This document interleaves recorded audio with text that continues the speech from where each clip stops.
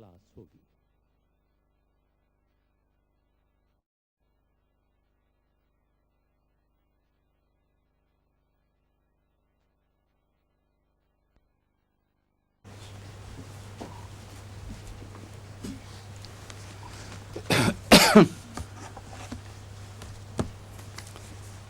اب ذرا کمرے کس لیں اپنی، کافی مشکل صورت ہے،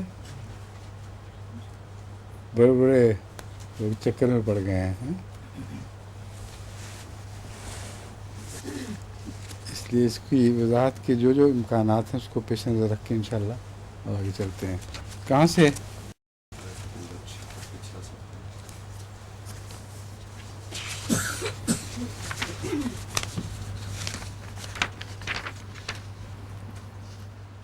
یہ سفر اس طرح سے؟ اچھا تلاوت بھی کرنی ہے نا اس کی۔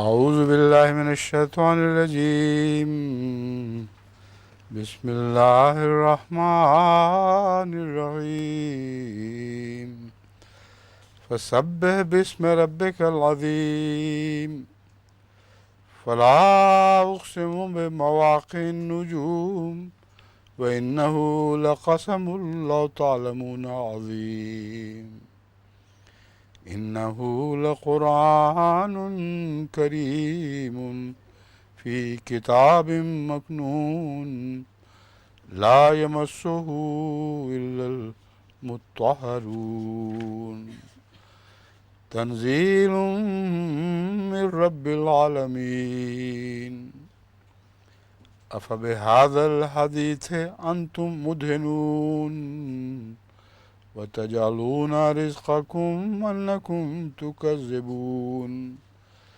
فلولا إذا بلغت الحلقوم وأنتم حينئذ تنظرون ونحن أقرب إليه منكم ولكن لا تبصرون، فلولا إن كنتم غير مدينين ترجعونها إن كنتم صادقين،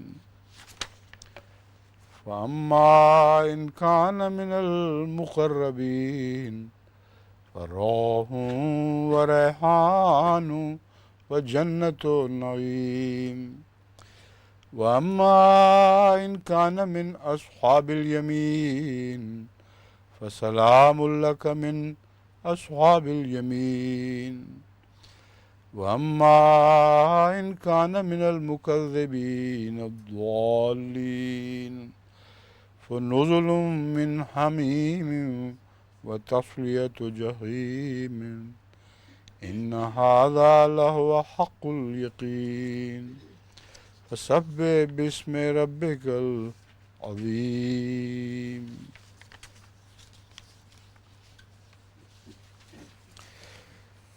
فلا اقسم بمواقع النجوم، فلا کا محاورہ زور دینے کے لیے آتا ہے، نہیں کے معنوں میں نہیں ہے۔ یہ فلا یعنی اس کے سوا اور کوئی بات نہیں مگر یہ اقسم بمواقع النجوم، یہاں ستاروں کی مورنگ کا ذکر ہے، وہ جگہ جہاں ستارے معلق ہیں، اور یہ ایک بہت عظیم الشان بات ہے کہ ستاروں کا معلق ہونا ایک عظیم نظام ہے جس پر غیر معمولی علم والے لوگ ہی رسائی پا سکتے ہیں۔ تو فلا اقسم بمواقع نجوم، پس میں ضرور ان جگہوں کو جہاں ستارے معلق ہیں گواہ کے طور پر پیش کرتا ہوں۔ وَإِنَّهُ لَقَسَمٌ لَوْ تَعْلَمُونَ عَظِيمٌ، اور یقیناً یہ بہت بڑی گواہی ہے کاش تم جانتے۔ إِنَّهُ لَقُرْآنٌ كَرِيمٌ، یقیناً یہ ایک عزت والا قرآن ہے، فی کتاب مکنون، ایک چھپی ہوئی کتاب میں، لا یمسہ الا المطہرون، کوئی اسے چھو نہیں سکتا سوائے پاک کیے ہوئے لوگوں کے. ٹھیک ہے شمس صاحب؟ جی ٹھیک چل رہا ہے صاحب واضح؟ اچھا. تنزیل من رب العالمین ایک تنزیل ہے تمام جہانوں کے رب کی طرف سے. تنزیل کو میں نے اتارا جانا پر ترجیح دی ہے. تنزیل کا تو مطلب لوگوں کو اکثر آتا ہی ہے اردو دانوں کو، کہ نہیں آتا؟ نہیں؟ پھر کیا کریں گے اس کا بدلہ؟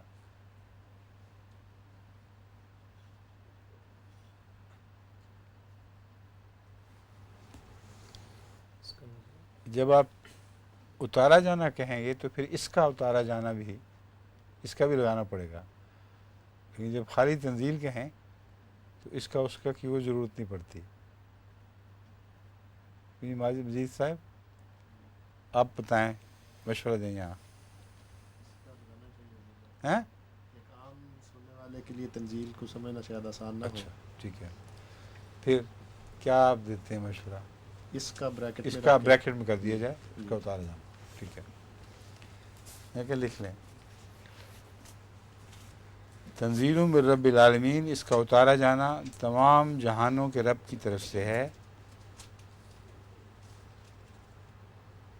افبہذا الحدیث انتم مدہنون، پھر کیا اس کلام کے متعلق تم چاپلوسی کی باتیں کرتے ہو. حدیث سے معنی کلام ہو سکتا ہے، لیکن عام طور پر یہ معنی نہیں کیا جاتا. اس بات کے متعلق، اس قول کے متعلق کون سا لفظ رکھنا بہتر ہوگا؟ پچھلی بار حضور نے پوچھا تھا تو افبہذا کیا؟ بیان کو حضور نے پسند کیا تھا ہاں بیان ٹھیک ہے، پچھلی بار. وہ ٹھیک یاد آ گیا. فبہذا الحدیث انتم مدہنون، بس کیا اس بیان کے متعلق تم چاپلوسی کی باتیں کرتے ہو.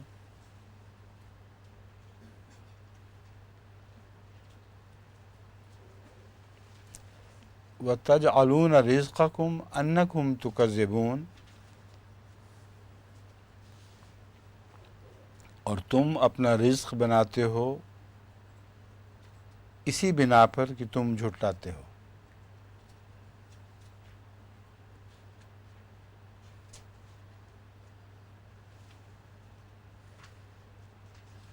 کیوں جناب اہل علم غور کر لیں اس بات پر.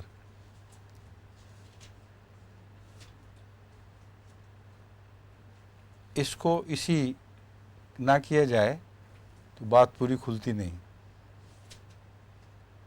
تمہارے رزق بنانے کی وجہ اس کے سوا کچھ نہیں. تم بھوکے مر جاؤ اگر جھوٹ کو پیشہ بنا کر خدا کے سچوں کا انکار کر کے تمہیں روزی نہ ملے. تمہاری کوئی حیثیت ہی نہیں ہے کسی اور ذریعے سے تم کما سکو. یہ مفہوم ہے قطعی طور پر. اور اگر بالکل لفظی ترجمہ کیا جائے تو اس سے مضمون کا سیاق و سباق بدل جاتا ہے. یہ دیکھنے میں ایک سادہ سی بات ہے، سمجھ تو آتی ہے، جو عربی دان ہے اس کو فوراً سمجھ کیا مطلب ہے، لیکن زبان کے ترجمے میں پیش آتی ہے. ہمیشہ ہر زبان کے ترجمے میں مشکل پیش آتی ہے. تو اس پہ کافی مختلف پہلوؤں سے غور کرنے کے بعد دوسرے ترجمے بھی دیکھے ہیں. میرے خیال میں تو یہی ترجمہ مضمون کو واضح کرتا ہے. اور تم اپنا بناتے ہو اسی بنا پر کہ تم جھٹلاتے ہو. فلولا اذا بلغت الحلقوم، اب یہاں ایک اور مشکل مضمون آ گیا ہے. بس کیوں نہ ہوا کہ جب جان حلق تک آ پہنچی. فلولا اذا بلغت الحلقوم،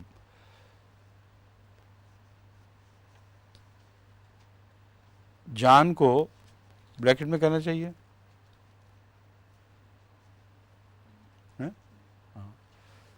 جان لفظ کو یہاں بریکٹ میں نہیں ڈالا ہوا.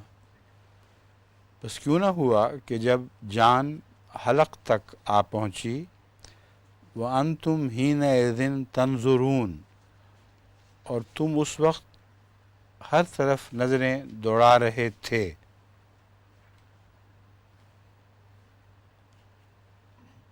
انتم حِينَئِذٍ تنظرون.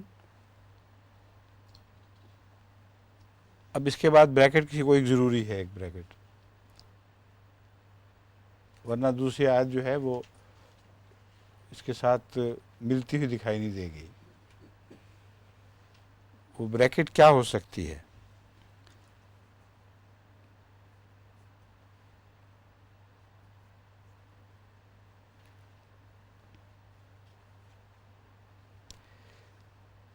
اور تم اس وقت ہر طرف نظریں دوڑا رہے تھے، بریکٹ میں، کہ تم اپنے لیے کچھ کر سکتے. تمہاری کچھ پیش نہیں گئی اس وقت.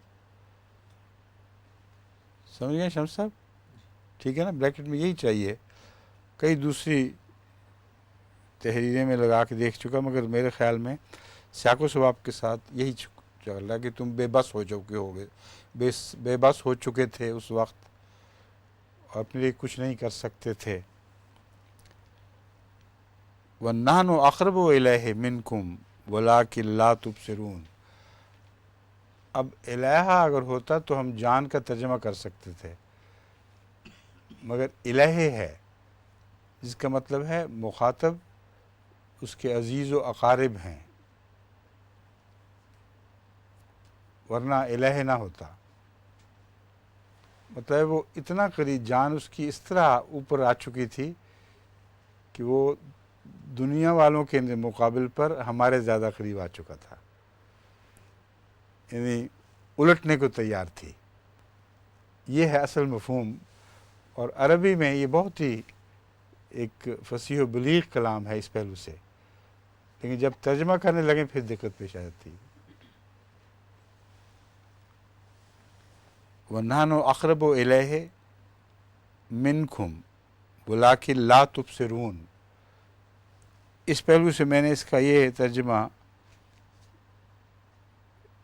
کرنے کی کوشش کی ہے. اور اس وقت ہم اس بریکٹ میں مرنے والے، اور اس وقت ہم اس مرنے والے کے تمہاری نسبت زیادہ قریب تھے، لیکن تم بصیرت نہیں رکھتے تھے.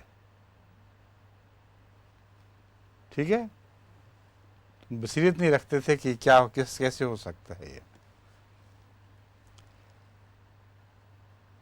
فلولا ان کنتم غیر مدینین، بس اگر تم وہ نہیں جنہیں قرض چکانا ہوتا ہے، قرض چکانا ہو. فلولا ان کنتم غیر مدینین، بس اگر تم وہ لوگ نہیں جن کے مقدر میں قرض چکانا ہے، جن کے متعلق فیصلہ ہو چکا ہے کہ انہیں بہرحال اپنے کیے کا پھل ملے گا اور اس کے لیے جواب طلبی ہوگی. یہ مفہوم ہے. کیوں جی؟ مدین کا ایک معنی ایسا شخص کو بھی کہتے ہیں جس کے اوپر فرد جرم لگ چکی ہو. کیا؟ ایسا شخص جس کے اوپر فرد جرم عائد ہو چکی ہو. تو یہ تو نہیں یہ بھی دیکھ لیتے ہیں. ابھی اس ترجمے کی طرف خیال نہیں گیا، مگر اب پہلے اس کو دیکھتے ہیں، پھر وہ اگر زیادہ آسان ہوا تو وہ اختیار کر لیں گے. بس اگر تم وہ نہیں جنہیں قرض چکانا ہو تو اسے، یعنی اپنی جان کو،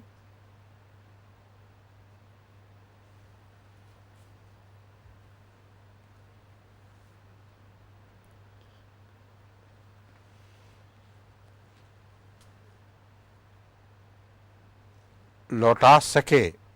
ترجعونہا ان کنتم، لوٹا اس لیے نہیں سکے، یہ کوئی اتفاقی حادثہ نہیں کہ تم نے اوپر جا کر اپنا حساب چکانا تھا. اس لیے اخروی زندگی ایک قطعی حقیقت ہے.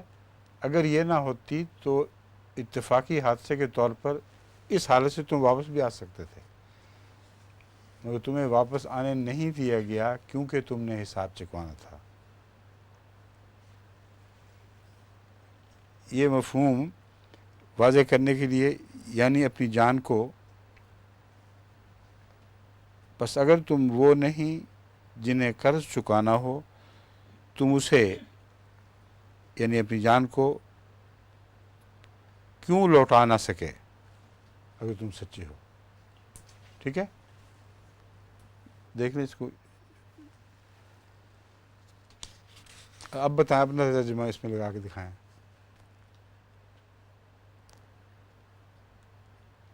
اگر تم وہ نہیں جن پر فرد جرم عائد ہو چکی ہے، ہاں، اگر اس طرح سے، پھر تو اس صورت میں تم اس کو واپس لوٹا سکتے تھے.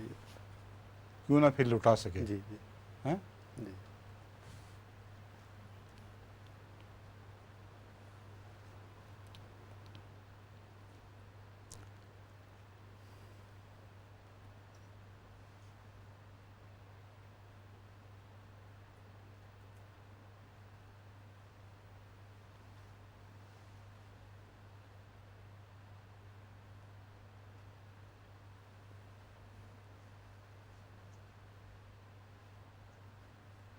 جو فلولا ہے اس کو تو بہرحال آخر پہ لے جانا پڑے گا. جی ان کنتم سے ترجمہ شروع کرنا پڑے گا. جی اگر تم وہ نہیں جن پر فرد جرم عائد ہو چکی ہے، جی ہیں؟ تو پھر کیوں نہ اسے لوٹا سکے، جی ہیں؟ جی ان جان کو لوٹا سکے، ان کنتم صادقین، اگر تم سچے تھے. دونوں بیٹھتے ہیں ٹھیک. ہیں جی؟ حضور اگلی آیات سے کچھ ایسا نظر آتا مگر غیر مدینین میں فرد جرم جو صادر ہو چکی ہے وہ تو اسی دنیا میں صادر ہو گئی نا، جی تو حساب تو اگلی دنیا میں چکانا ہے جا کے. جی. اس لیے اس کی نسبت یہ بہتر ہے، ٹھیک. چونکہ تمہارا حساب چکانا ایک مقدر ہے، لازم ہے کہ تمہاری وہاں جواب طلبی ہونی ہے. جی اگر پہلے ہی فرد جرم آ چکی ہو، جاری ہو چکی ہو، تو مضمون تو بن جائے گا لیکن جو مقصد ہے وہ پورا نہیں ہوتا. اچھا. ٹھیک ہے، جی آپ کیا کہہ رہے ہیں؟ یہی میں عرض کرنے لگا ہاں. تھا کہ اگلی آیتیں بھی بتا رہی ہیں کہ آگے جا کے اس کا پتہ لگے کہ وہ کس قسم بالکل کا ہے. ٹھیک ہے. اس کو یہاں وہ کر لیا آپ نے درست. ٹھیک ہے. فَأَمَّا إِنْ كَانَ مِنَ الْمُقَرَّبِينَ،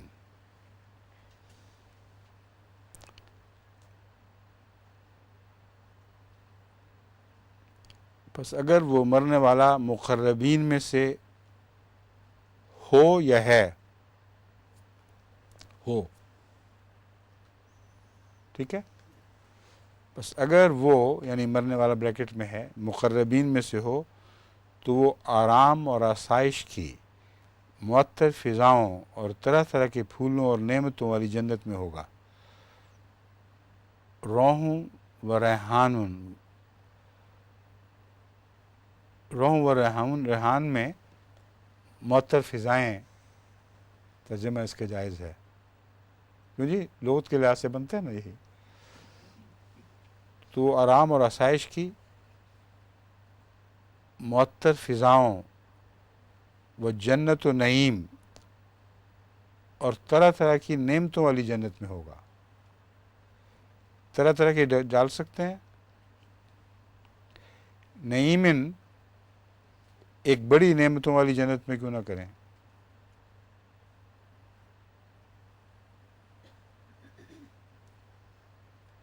کیوں جی مومن صاحب؟ پڑھ کے دیکھیں اس کو، یوں کیا بنے گا. فَأَمَّا إِنْ كَانَ مِنَ الْمُقَرَّبِينَ، پس ہاں اگر وہ مقربین میں سے ہو تو وہ روح و ریحان، آسائش کی ضرورت ہے یہاں، تو وہ معطر فضاؤں میں خالی کیوں نہ کریں.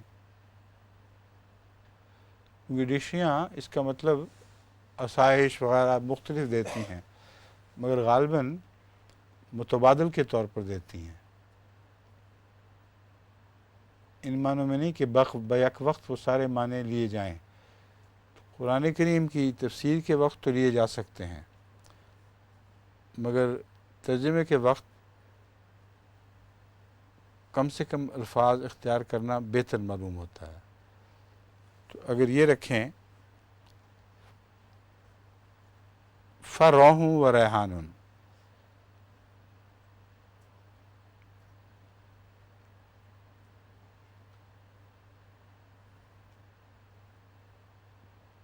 تو معطر فضائیں ہوں گی،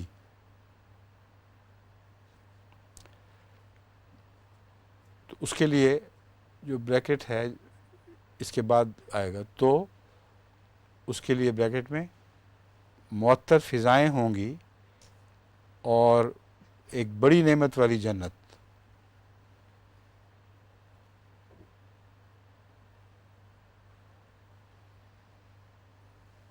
سارے اس وقت گہرے غور میں مبتلا ہیں، بولتے کچھ نہیں۔ قمر صاحب،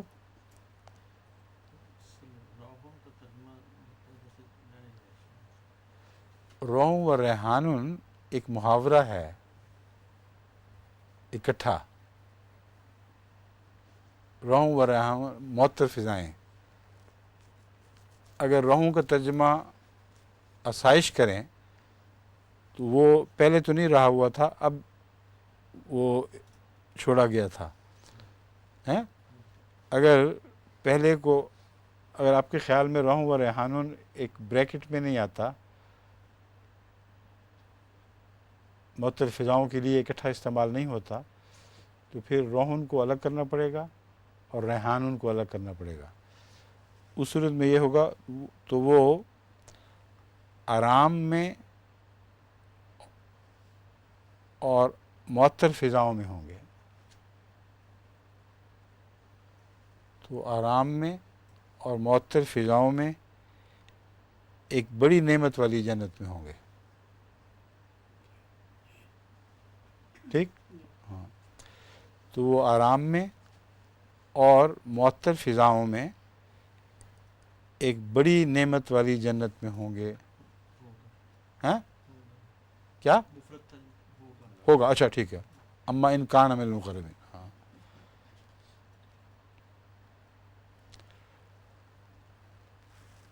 لکھ لیا ہے؟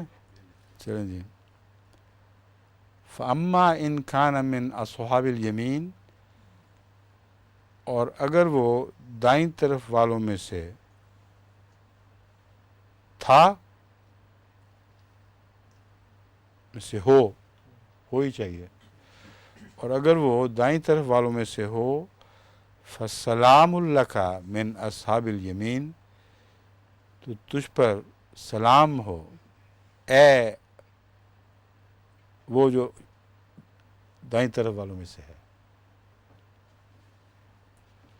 تو تجھ پر سلام اے وہ جو دائیں طرف والوں سے، ہو کی بھی ضرورت نہیں۔ ٹھیک ہے؟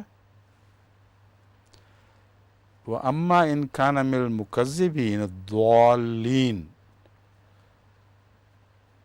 اور اگر وہ تکذیب کرنے والے گمراہوں میں سے ہو، فَنُزُلٌ مِّنْ حَمِیمٍ، تو سخت کھولتے ہوئے پانی کی میزبانی ہے یا مہمان نوازی ہے؟ میزبانی جی، مہمانی شاید مہمانی یا ہاں مہمان نوازی تو ٹھیک، مہمانی یا میزبانی، کیونکہ دونوں عملاً ایک ہی چیز کے دو مختلف نام ہیں۔ وَنُزُلٌ مِّنْ حَمِیمٍ، تو سخت کھولتے ہوئے پانی کی مہمانی ہے، یا نزول کا کوئی اور بھی ترجمہ کر سکتے ہیں، اترنا بھی ہوتا ہے ایک نزول۔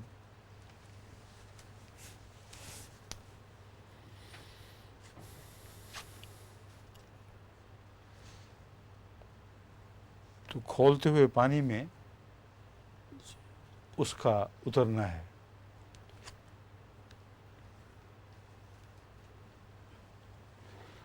کیونکہ آگے مہمانی کی بجائے وہ تسلیت و جہیم اور دوزخ کی آگ میں داخل ہونا یا بھونا جانا.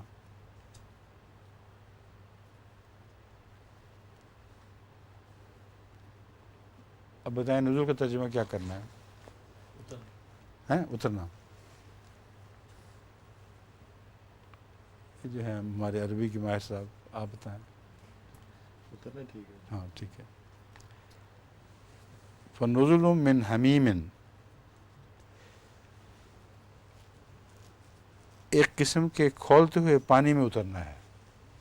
من حمیم سے مراد ہے ایک قسم کا. تو ایک قسم کے کھولتے ہوئے پانی میں اترنا ہے. اور تسلیت و جہیم، اور دوزخ میں کی آگ میں بھونا جانا ہے. ٹھیک. ان ھذا لہو حق الیقین،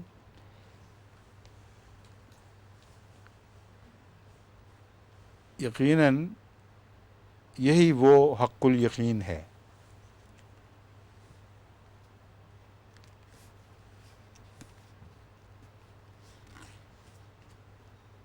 یا یقیناً یہی ہے وہ جو حق الیقین ہے.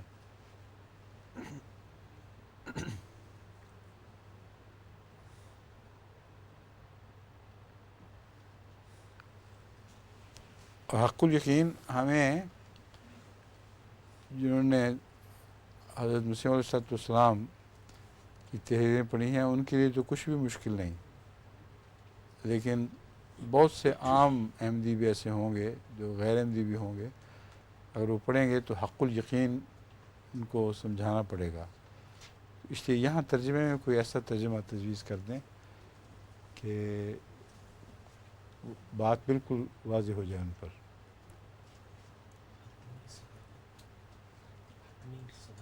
ہیں؟ حتمی صداقت.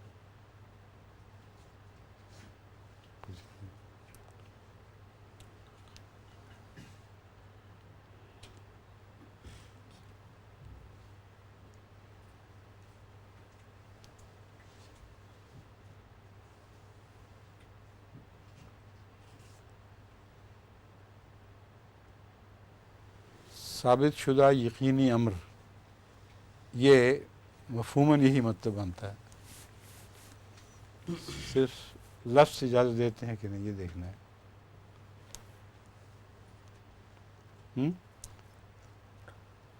ان ھذا لہو حق الیقین، اور الحق الیقین نہیں ہے، لہو حق الیقین، یقین کا حق.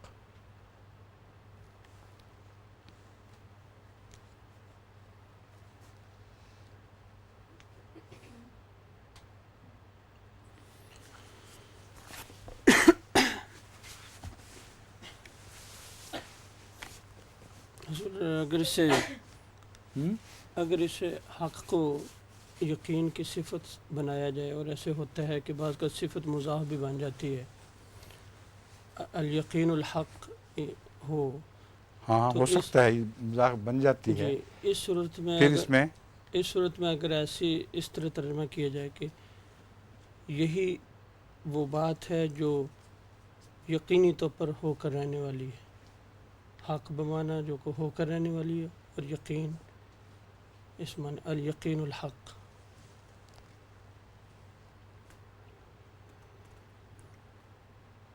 اور بعض کا یہاں ہو چکی ہے، ان کا داخل ہونا جو ہے وہ حق کا نہیں، وہ ہو کر رہنے والی بات نہیں ہے، بلکہ وہ داخل ہو کے جو بھون رہے ہیں، وہ اپنے سامنے دیکھ رہے ہیں آگ کو، یہ ان کو یقین دلانے کے لیے کہ یہی چیز ہے. یہ مفہوم جو آپ بیان کر رہے ہیں اس سے بہک جائے گا. سمجھیں؟ لفظوں کے قریب رہتے ہوئے، ہیں؟ ان لفظوں کے قریب رہتے ہوئے برحق یقینی بات ہے.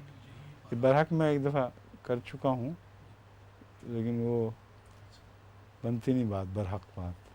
ثابت شدہ یقینی امر اصل ہیں ثابت شدہ یقینی اور ہاں وہ زیادہ بہتر ہے اس سے، مگر اب اس کو پہلے کے ساتھ ملائیں.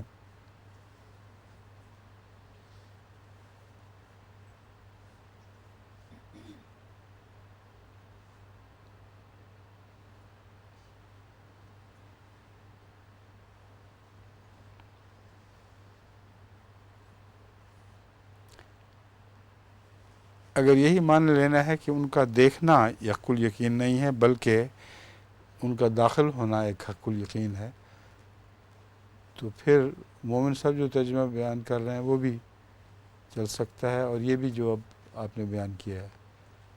پڑھیں ذرا دوبارہ. یہی ثابت شدہ یقینی ہے.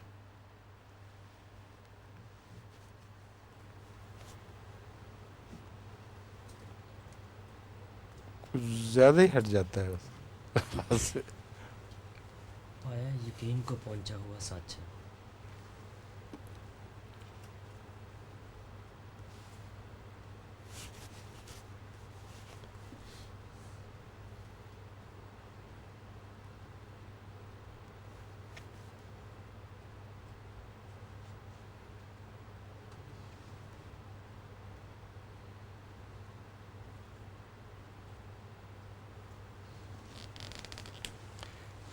ایک پرانے زمانے کی اردو میں حقی لفظ استعمال کیا جاتا تھا، یہی یقین حقی ہے، مگر آج کل کی اردو میں غالباً یہ ایبسولوٹ ہے. فائدہ تو ہیں، کلاسیکل اردو وغیرہ کی واقفیت کافی ہے. بتاؤ ہے آئی ہوئی فائدہ؟ ہاں تم سے پوچھ رہا ہوں، آواز نہیں آ رہی ٹھیک؟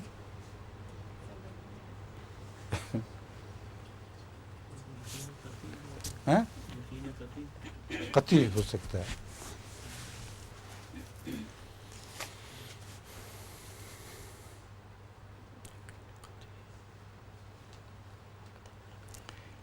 ایک قطعی یقین ہے، یقین قطعی کی بجائے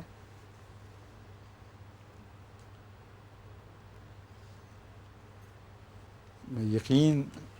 کیا یقین؟ قطعی یقین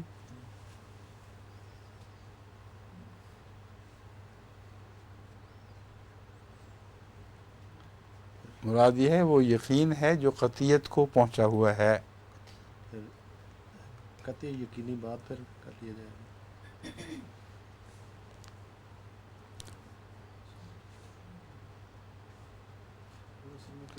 یقیناً یہ وہی یقین ہے جو قطعیت کو پہنچا ہوا ہے.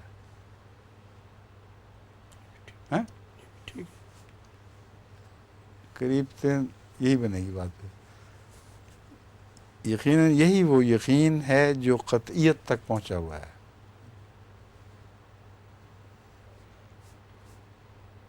یا یقینی امر لگانا پڑے گا یقین کی بجائے. یقین جو ہے بظاہر تو اصطلاح قرآن شریف کی لگی حق الیقین، یہ زیادہ بہتر ہے. یقین ہے جی ہاں، یقیناً یہی وہ یقین ہے جو قطعیت کو پہنچا. ہے قطعیت کو پہنچا ہوا ہے.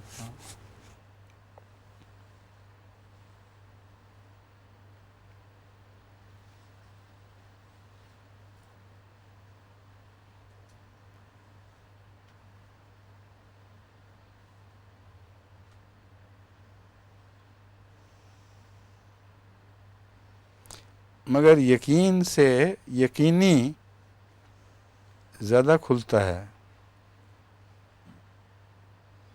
یعنی اگر اس کو کھلا با محاورہ کریں، یقیناً یہ وہی یقینی امر ہے جو قطعیت تک پہنچا، قطعیت کو پہنچا ہوا ہے.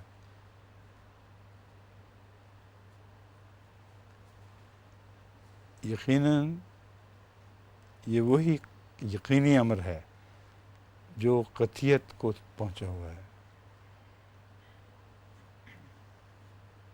جو قطعی ہے بھی کہہ سکتے ہیں.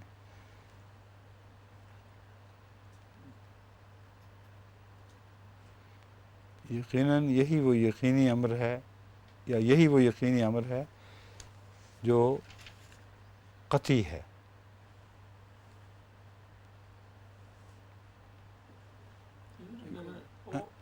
اگر اور کا لفظ دونوں صفتوں کے درمیان ڈالیں تو اس سے شاید کچھ اردو کی مشکل حل ہو جائے. یقیناً یہی قطعی اور یقینی امر ہے.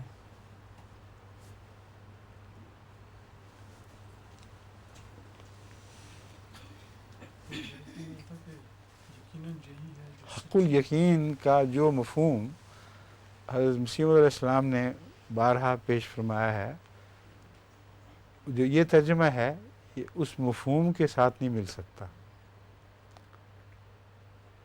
سمجھ گئے؟ اس کی تشریح پر اسلامی اصول کی فلسفی میں جس طرح حضرت مسیح علیہ السلام نے محنت کی ہے اور زور دیا ہے، اس کو دنیا بھر کے دانشور استجاب سے دیکھتے ہیں کہ حق الیقین کی کیسی تعریف ہو رہی ہے. تو اس تعریف کو میرا ذہن الجھا رہتا ہے ہر وقت کہ ایسا ترجمہ نہ کروں کہ وہ تعریف اس سے متضاد ہو. یہ جو امر کا لفظ ہے اس سے وہ اس سے تو جو ہٹ جائے گی، باقی یہاں صرف اس محدود یعنی سیاق و سباق تک رہ جائے گی. کہ جو ترجمہ فرمایا تھا کہ یقین ہے جو حق القطعیت تک پہنچا ہوا ہے، اس میں یہ اوپن رہتا ہے اور اصطلاح وہ ہمیشہ کے تصریح کے قریب تر بنتا ہے. وہ یہی وہ یقین ہے جو قطعیت تک پہنچا ہوا ہے. ہاں یہی کر لیں اس کو. یقیناً یہی وہ یقین ہے جو قطعیت تک پہنچا ہوا ہے.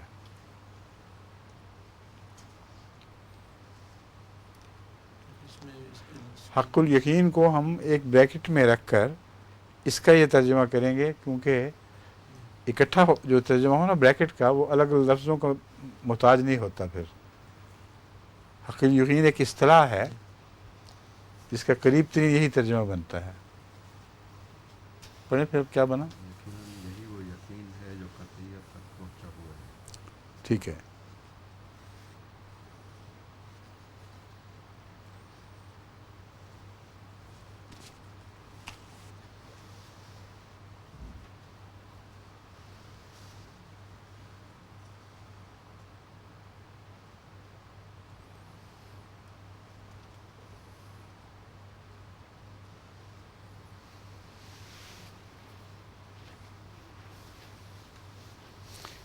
اگر بریکٹ میں لانا کر دیں تو پھر کیا شکل ہوتی ہے. یقیناً یہی وہ یقین لانا ہے جو قطعیت تک پہنچا ہوا ہے.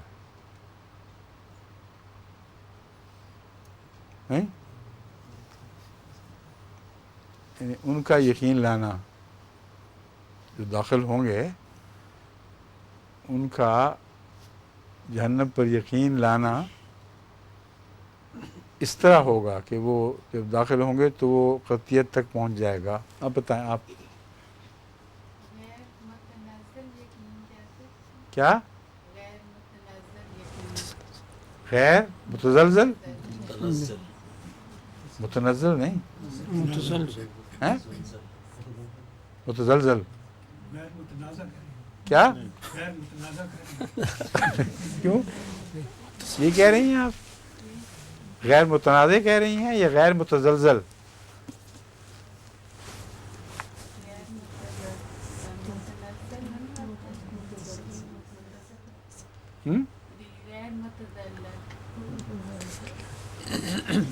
نہیں بن رہی.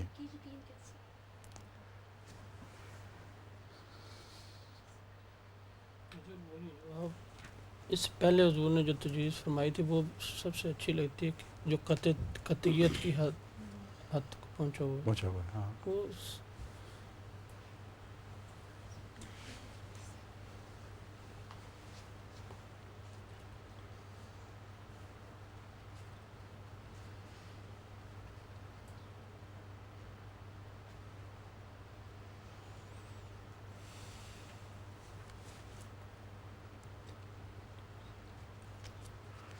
اگر آخر میں بریکٹ رکھیں تو پھر شاید اور بات کھل جائے. یقیناً قطعیت تک پہنچا ہوا یقین کسے کہتے ہیں؟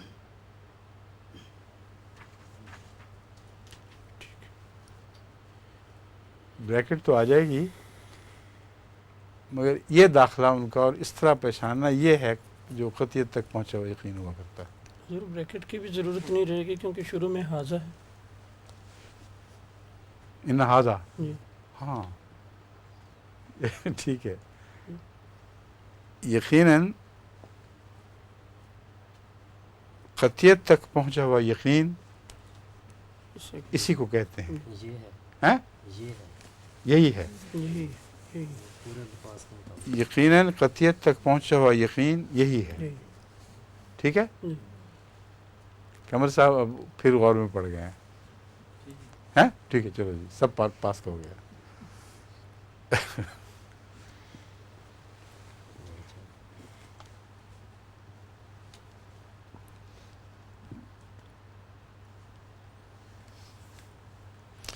یقیناً قطعیت تک پہنچا ہوا یقین یہی ہے. ہاں؟ فسبح بسم ربک العظیم، پس اپنے عظیم رب کے نام کی تسبیح کر.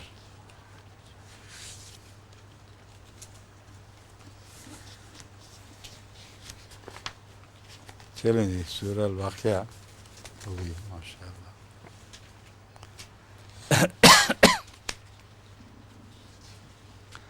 اب ایک رکوع کی شاید گنجائش ہو.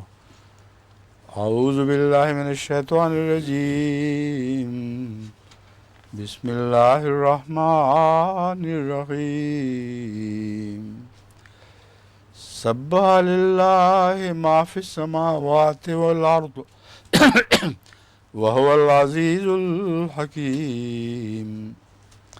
لہ ملک السماوات والارض یحیی ویمیت وهو علی کل شیء قدیر.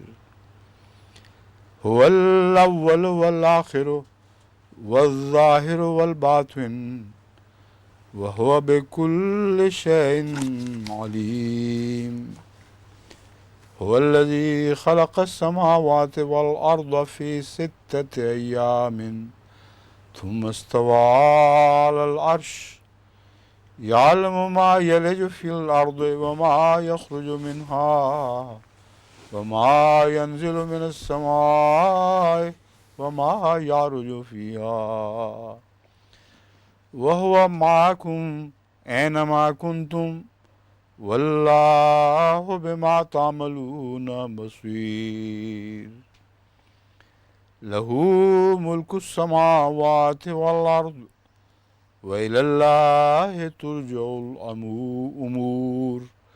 یولج اللیل فی النہار ویولج النہار فی اللیل وہو علیم بذات الصدور. آمنوا باللہ ورسولہ وانفقوا مما جعلکم مستخلفین فیہ فالذین آمنوا منکم وانفقوا لهم اجر کبیر. وما لکم لا تؤمنون باللہ والرسول یدعوکم لتؤمنوا بربکم وقد أخذ ميثاقكم إن كنتم مؤمنين.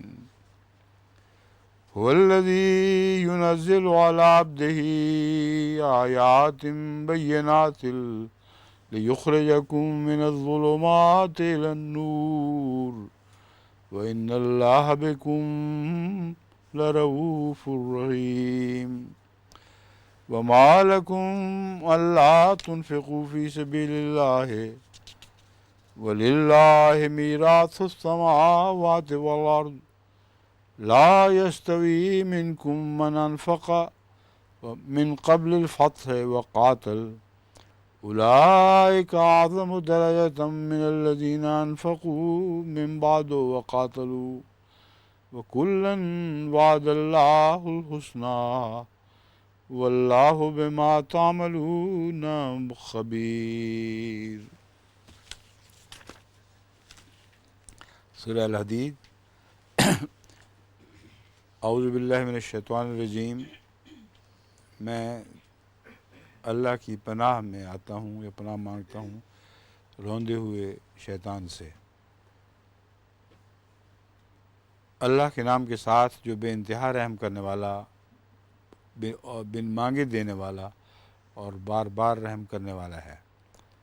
سبح للہ ما فی السماوات والارض، اللہ ہی کی تسبیح کرتا ہے جو آسمانوں اور زمین میں ہے۔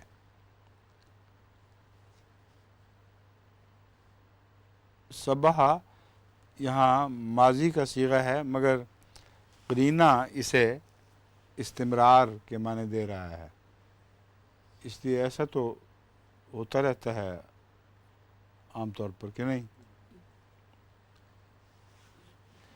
سبح للہ ما فی السماوات والارض، اور یہاں لفظ ما جو ہے وہ من نہیں ہے، جس کا مطلب ہے ہر چیز، خواہ وہ ہمیں بے جان مادہ دکھائی دیتی ہو، اور اس کے اپنے ہی کوئی تسبیح کے ڈھنگ ہیں۔ اور ایک معنی اس کا میں نے یہ بھی کیا تھا کہ ہر چیز جو بنی ہوئی ہے وہ نقائص سے، تخلیقی نقائص سے پاک ہے۔ کائنات کا ذرہ ذرہ اپنے اندر ایک گہرا مربوط نظام رکھتا ہے، اور تخلیقی نقائص نہیں ہیں اس میں کہ کہا جا سکے کہ اس کی بجائے اس کو اس طرح بنایا جاتا تو زیادہ بہتر کائنات بن سکتی تھی۔ تو اس پہلو سے ہر ذرے کی تسبیح باشعور نہ بھی ہو تو باشعور لوگ اسے سمجھ سکتے ہیں کہ ہاں وہ تسبیح کر رہے ہیں، یہ دعویٰ سچا ثابت ہوتا ہے۔ لیکن دوسری جگہ جو وَلَٰكِن لَا تَفْقَهُونَهُ، یہ تفقہونہ کون سا کیا لفظ ہے اس کو؟ وَلَا تَفْقَهُونَ تَسْبِيحَهُمْ، اس سے اس طرف بھی ذہن منتقل ہوتا ہے کہ ان کی تسبیح کی جو زبان ہے وہ ہمیں سمجھ نہیں آتی، مگر وہ شعور کا کوئی نہ کوئی مقام ضرور رکھتے ہیں۔ اور اس پہلو سے دیکھا جائے تو ایک نیا مضمون ابھرتا ہے، جو یہ ہے کہ ہم جو سمجھ رہے ہیں کہ شعور اور لاشعور میں ایک حد فاصل ہے جس کو عبور نہیں کیا جا سکتا، یہ درست نہیں ہے، بلکہ اگر ہم زندگی کے ارتقاء کا جائزہ لے کے دیکھیں تو شعور منزل بہ منزل ترقی کر رہا ہے، اور ہر چیز اس ارتقاء میں ایک جاری شعور میں حصہ لے رہی ہے۔ اور اسی طرح زندگی سے پہلے کی جو چیزیں ہیں ان میں بھی نسبتاً مدھم شعور اور مبہم شعور کہہ سکتے ہیں وہ ضرور ہوگا، کیونکہ ایز اف اگر لگایا جائے وہ عمل اس طرح کرتی ہیں جیسے باشعور چیزیں عمل کر رہی ہوں۔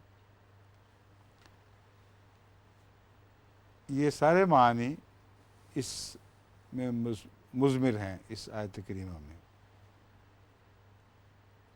لہو ملک السماوات والارض، آسمانوں اور زمین کی بادشاہی اسی کی ہے۔ یحیی و یمیت، اسی کی بادشاہی ہے آسمانوں اور زمین میں، اس کی بجائے آسمانوں اور زمین کی بادشاہی اسی کی ہے۔ یحیی و یمیت، وہ زندہ کرتا ہے اور مارتا ہے، یا مارتا بھی ہے، لفظ بھی کی ضرورت ہے یا نہیں ہے۔ بھی اڑانے سے بھی ایک اپنی کلام کی ایک اپنی سی شوکت ابھرتی ہے، وہ زندہ کرتا ہے اور مارتا ہے، بھی کاٹ ہی دیں۔ وَهُوَ عَلَىٰ كُلِّ شَيْءٍ قدیر، اور وہ ہر چیز پر جو وہ چاہتا ہے، اور ہر چیز پر جو وہ چاہتا ہے قدرت رکھتا ہے۔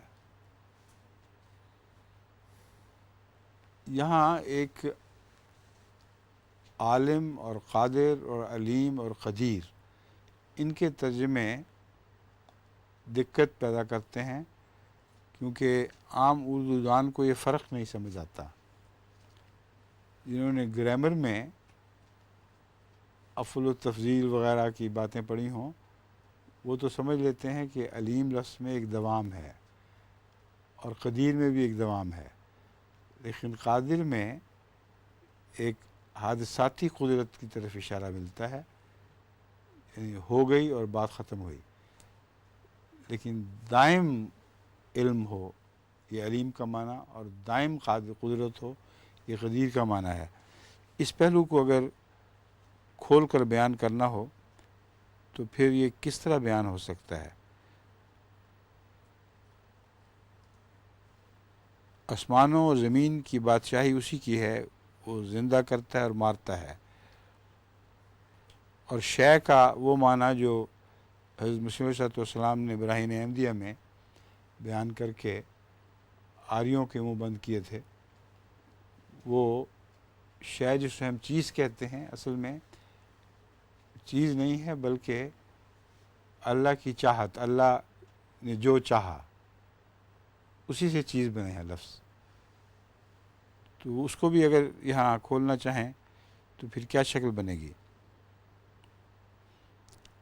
اور وہ ہر چیز پر جو چاہتا ہے دائمی قدرت رکھتا ہے۔ ہاں؟ مشیت کو پورا کرنے کا نہیں وہ نہیں ٹھیک۔ ہر چیز پر جو وہ چاہتا ہے، ہمہ وقت قادر، ہیں ہمہ وقت ہم وقت قدرت رکھتا ہے، نہیں دائمی بہتر ہے لفظ، دائمی قدرت رکھتا ہے۔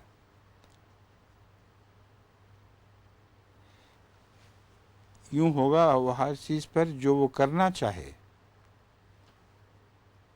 جو آپ مشیت کہہ رہے ہیں نا اس کی بجائے وہ مفہوم اس میں آ جاتا ہے پھر، اور وہ ہر چیز پر جو وہ کرنا چاہے دائمی قدرت رکھتا ہے۔ کیوں جی کیا بنایا؟ اور وہ ہر چیز پر جو وہ کرنا چاہے دائمی قدرت رکھتا ہے۔ ٹھیک ہے، اس چیز سے ہیں ہر اس چیز پر زیادہ سے فلو ہو جائے، ہر اس چیز پر جو کرنا چاہیے کرتے ہیں، اور یعنی زبان زیادہ با محاورہ ہو جائے گی۔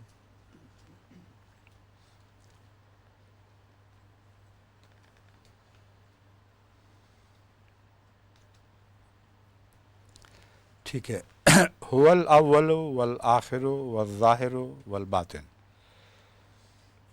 وهو بكل شيء علیم، وہی اول اور وہی آخر، وہی ظاہر اور وہی باطن ہے، اور وہ ہر چیز کا دائمی علم رکھتا ہے۔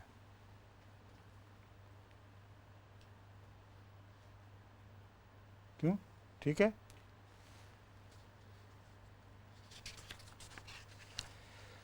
هو الذی خلق السماوات والارض فی 6 ایام ثم استوى علی العرش، وہی ہے جس نے آسمانوں اور زمین کو 6 دنوں میں پیدا کیا،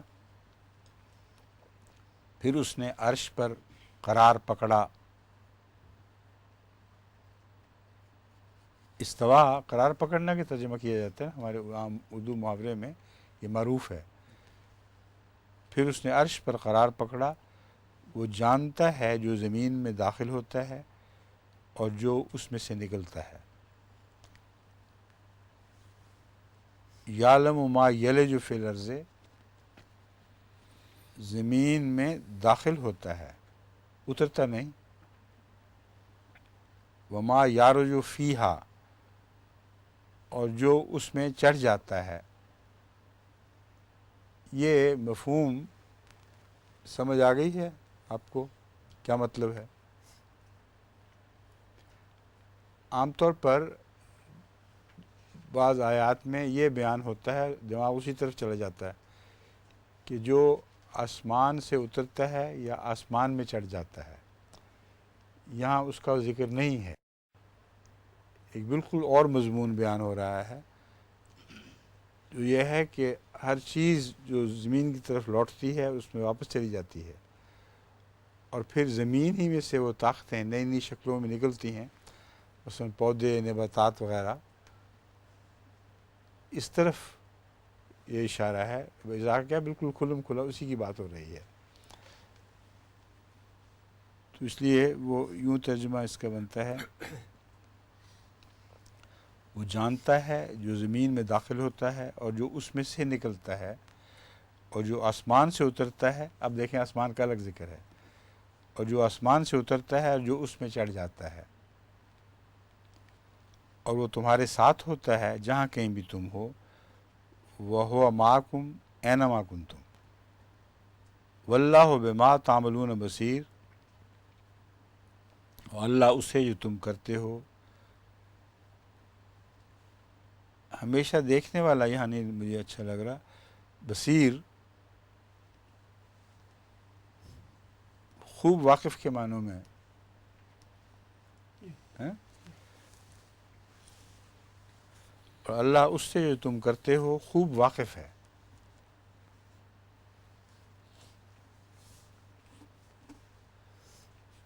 گہرا عرفان رکھتا ہے. واقف چونکہ اردو میں ایک ہلکا لفظ سا ہے واقف، اس لیے ترجمہ تو درست ہوتا ہے، مگر واقف کے ساتھ وہ بصیر کی شان نہیں چلتی. ہیں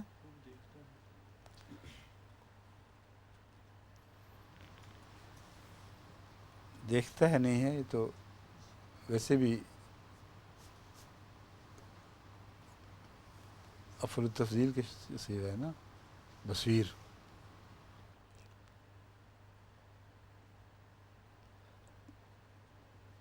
اور دیکھنے والے کو باصر نہیں کہتے؟ تو اس پر گہری نظر رکھنے والا. یہ دیکھتے ہیں اسی قسم کی کوئی چیز ہے یہاں.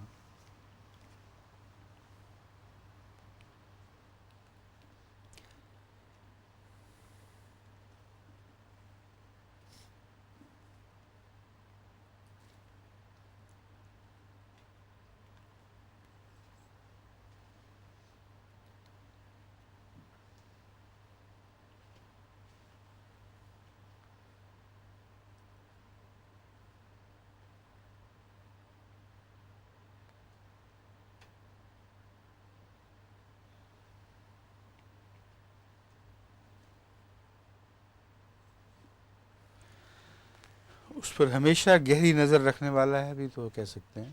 ہاں یہ کر لیں.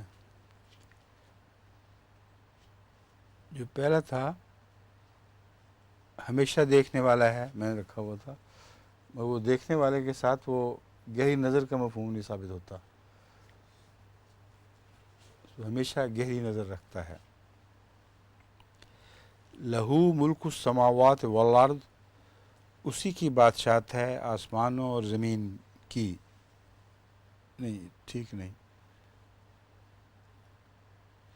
آسمانوں اور زمین کی بادشاہت اسی کی ہے. الٹا دیں اس کو. وَإِلَى اللَّهِ تُرْجَعُ الْأُمُورُ، اور اللہ ہی کی طرف تمام امور لوٹائے جاتے ہیں. یولج اللیل فی النہار، میں کا وقت ہو گیا اب.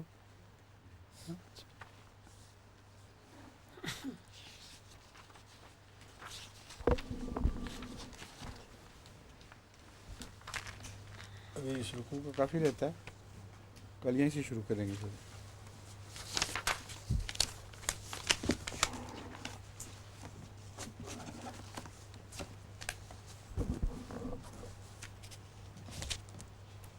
وہ جو شعر ہے نا ترجمے کے وقت مجھے ذہن میں آتا رہتا ہے ہمیشہ کہ عشق آسان نمود اول ولی افتاد مشکل ہے.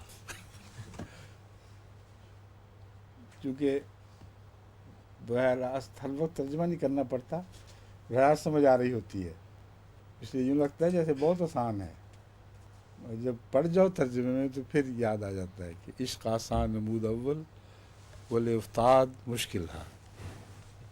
اچھا السلام علیکم.